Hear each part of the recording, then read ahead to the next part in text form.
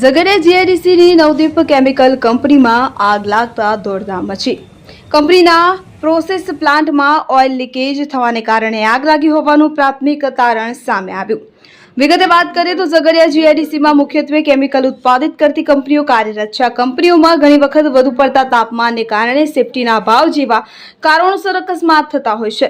તો Jhagadia જીઆઈડીસીના plot number 676 માં આવેલ નવદીપ કેમિકલ પ્રાઇવેટ લિમિટેડ કંપનીમાં અચાનક આગ લાગી હતી. કંપનીના પ્લાન્ટના પહેલા માળ પર આગ લાગતા કંપનીમાં ભાગદોડ મચી જવા પામી હતી. આગ લાગવાના પગલે કંપનીના તમામ કર્મચારીઓને તાત્કાલિક સુરક્ષિત રીતે કંપની બહાર કાઢવામાં આવ્યા હતા. ઝઘડિયા જીઆઈડીસીના 4 અગ્નિશામક દળો તાત્કાલિક ઘટના સ્થળે પહોંચતા ભારે જહેમત બાદ આગ પર કાબુ મેળવ્યો હતો. નવદીપ કેમિકલ્સ કંપનીમાં આગ લાગવાનું પ્રાથમિક તારણ એવું બહાર આવ્યું હતું કે કંપનીના પ્રોસેસ પ્લાન્ટમાં કોઈ અગમ્ય કારણોસર ઓઇલ લીકેજ થવાના કારણે આગ લાગવા પામી હતી, જેના કારણે કંપનીને લાખો રૂપિયાનું નુકસાન થયા હોવાનો અંદાજ લગાવાઈ રહ્યો છે.